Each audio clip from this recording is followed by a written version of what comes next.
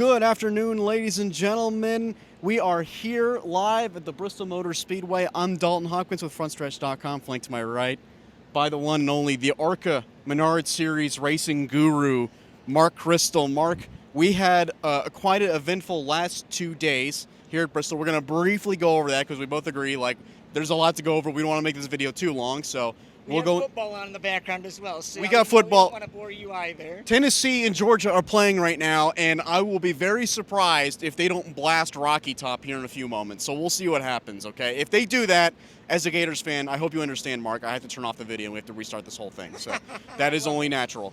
But yeah, so we had an eventful last 2 days. Let's start off with the Araca Menards series. He knows everything about the Araca series that literally nobody else on the planet does. This is the guy you want to talk to. So we talk about Araca. We had a winner there, of course. We had Brent Cruz winning. What else happened there, Mark? So first of all, shout out to Brent Cruz. Led every lap, won the pole. I believe he was fastest in practice as well. I mean, Joe Gibbs Racing at Bristol, they're just the best by a landslide. It was the last race of the Araca East season as well. By Brent Cruz winning, Joe Gibbs Racing won the Owners' Championship, which we don't necessarily, the media might not promote it as much, but as many crew chiefs, a couple crew chiefs are saying, the Owners' Championship is what pays the money. So JGR wins another East Owners' Championship. Isaac Kitzmiller wins the East Drivers' Championship. No victories. I think he had the lowest, or the worst average finish of the East Champions because just a weird field with the combination races and standalones. But nevertheless, a cool moment. He also beat his dad, Jason, in all 4 combination races, so some fun bragging rights there, I hope. On the national side, Brendan Queen, he's a fan favorite. He's popular, and he's good. Won the Cars Championship last year, continues to lead with 3 races left in the national division.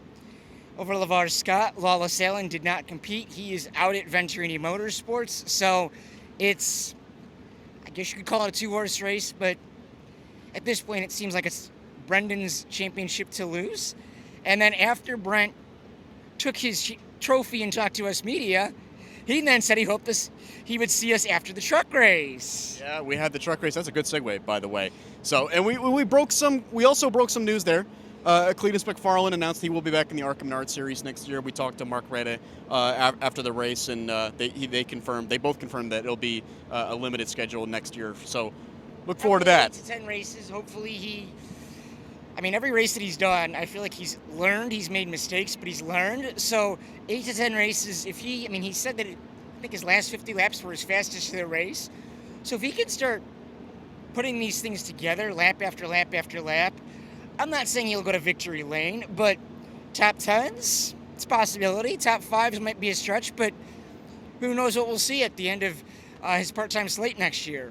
As long as there's improvement. But yeah, we should talk about the truck race, though. It was a good segue, and I'm sorry I had to trash it there. No, you're good. But yeah, we got to talk about the truck race, right? So Brent Cruz did not win the truck race, Of course. That was Lane Riggs after a spin and win. Spun in the very first lap and then came back to actually go on and win and beat drivers like Corey Heim. And then we also had some other storylines that occur there. We had to beat another Ford driver in Ben Rhodes. Mark, you talked to him after the race for quite a long time. That video is up on Frontstretch.com right now. And you can go check out his sidebar that he wrote, his article about it, and hear the thoughts of Ben Rhodes and what he had to go through finishing second at Bristol. One of his best finishes, probably his best finish all year, if I'm not mistaken. So I believe his best finish since Martinsville last year. And he said he probably didn't have anything for the 34, but he was like, we were close. He was close. It was a really strong run for that team and for Ben. And also, it was a playoff race for the truck series. It's one race before the cut race, the first cut race for the truck series this year. And we had Chandler Smith and Jake Garcia. Both of them had mechanical issues in the middle of the race, and now they are both below the cut line by double-digit points. So they're going to have a hill to climb when it comes to New Hampshire here next week. So they'll have to. You can check out their videos, check out what they said on Frontstretch.com's YouTube page, and you can also check it out, the article that I wrote on Frontstretch.com as well. So, all right, we covered Thursday. Thursday's done. We got some sleep, and then we came back here for Friday. Got a little bit of sleep. Came back here on Friday. Yesterday, had Cup qualifying. Let's talk about that after, though. Let's talk about the Xfinity race first. we had some event. It was an eventful Xfinity race there. Mark, talk about what happened. Talk about our winner in those final few laps. For as much as we hear of it's Bristol, baby, and you see all the highlights of Labonte versus Earnhardt, or Kevin Harvick versus Kyle Larson and Chase Elliott from, I think, 5 years ago now, of the beating and banging. I knew there were some cars that got torn up. Stephen Parsons got a torn up car, but I felt like yesterday especially, but all three, more or less, no major multi-car incidents where drivers lose their cool. I mean, it's warm here during the day. So in the Xfinity race, you had really good racing up front. Connor Zilic came in with 4 straight wins on a tear. Spoiler alert, he didn't win.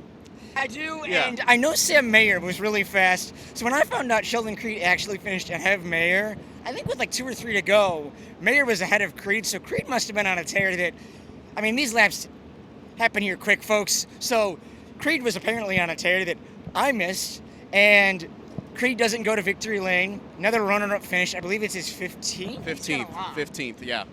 And Almirola wins. Almirola seems like he's maybe having more fun now than he has in years. I mean, he joked and said he's going to take the trophy, go home, and he doesn't have to worry about the next 2 races. And, I mean, that's cool for a driver where they're having fun.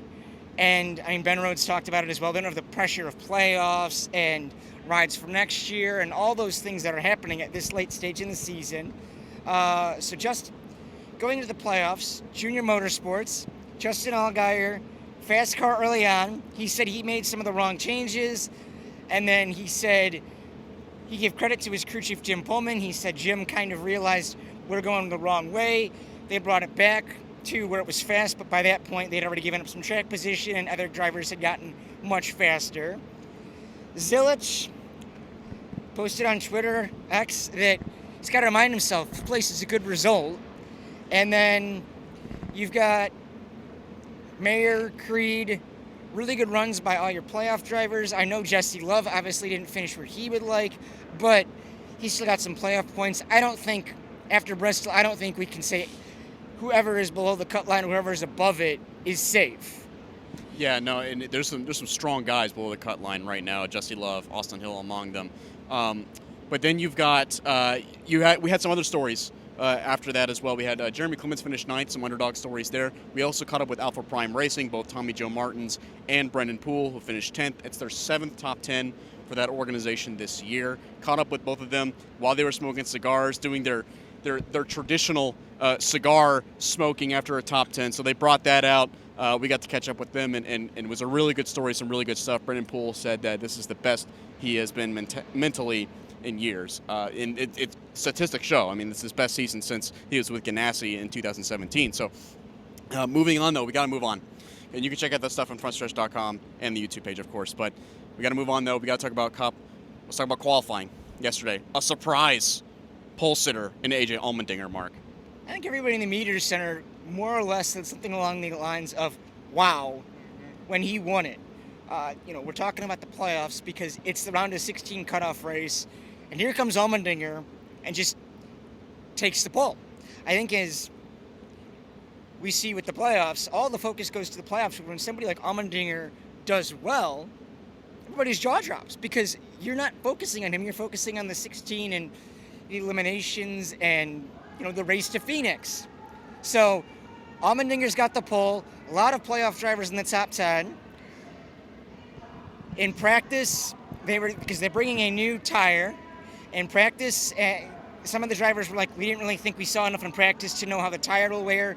Qualifying, really good speeds. So will it be as much tire wear as the spring of 2024? Personally, I have my doubts. How about you, Dalton?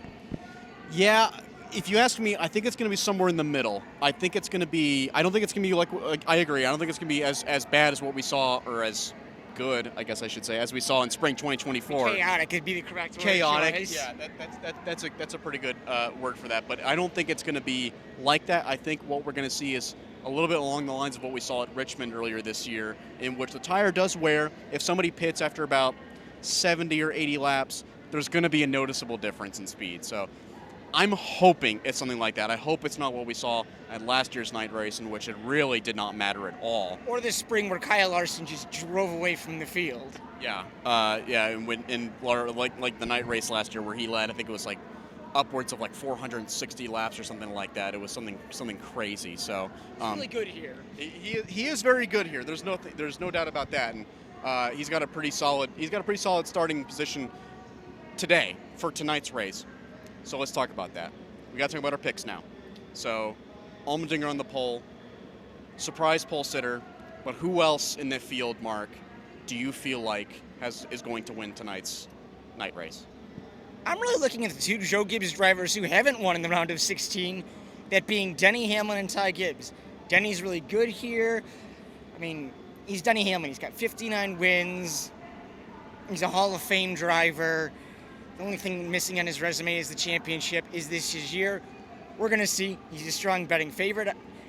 As far as Ty Gibbs, he's won here before in Araca. He's good here. He hasn't put it all together, but has he learned enough? And with no points racing, no need for stage points or any of that, is tonight the night where maybe somebody like him or Allmendinger or some of these other drivers are willing to gamble? I think it's a possibility, especially if we get a caution with that maybe 50 to 70, 80 lap range like you said. So I'm going to go with Denny Hamlin to win tonight's race. For the record, Denny Hamlin won last week. He did. Yeah. So, you said you were going with two Gibbs guys that hadn't won so far in the round. Ty Gibbs has never won in Cup. He's not won a Cup. Yeah, that's true. So, but yeah, Denny Hamlin won last week. But yeah, correct. I think that's a strong pick. Ty Gibbs is also a really strong pick. I'm also going to go with the Toyota, but I'm not going to go with the Gibbs car.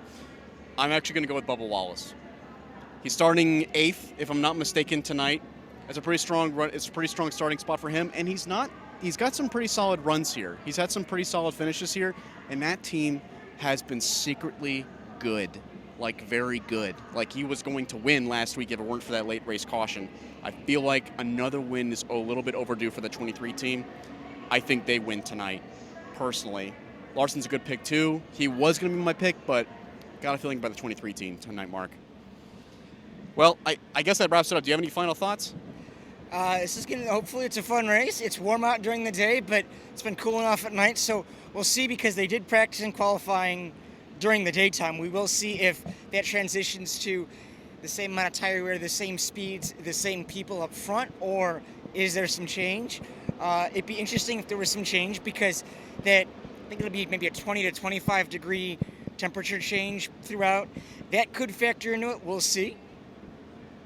Yeah, it's going to be a lot colder tonight. I mean, the temperatures have dropped drastically the last couple of nights, so I expect more of the same tonight. But yeah, I guess that's about wraps it up. We should probably go back in the media center and get prepared. I think I'm looking at Corey Heim over there. He's like doing some stretches or something. He's looking at the track, so the drivers are getting prepared. We got to get prepared for tonight's 500 lap race at Bristol Motor Speedway. I'm Dalton Hopkins, once again with Frontstretch.com. This is Mark Kristl. We're going to sign off for now. We continue on watching our coverage for tonight's Bass Pro Shops night race here at Bristol Motor Speedway. My Place Hotels is proud to be the official hotel partner of Frontstretch. With plush beds, in-room kitchens, and pet-friendly hotels, My Place makes for the perfect pit stop when traveling. Frontstretch fans can use promo code FRONTSTRETCH to save 10% on your stay at any of our nationwide properties. Sign up for our Stay Rewarded program to get even more savings. With My Place Hotels, don't just stay, stay rewarded. I'm Caleb Barnes with Frontstretch.com. Come back soon for more great racing videos, and if you like us, don't forget to hit the subscribe button.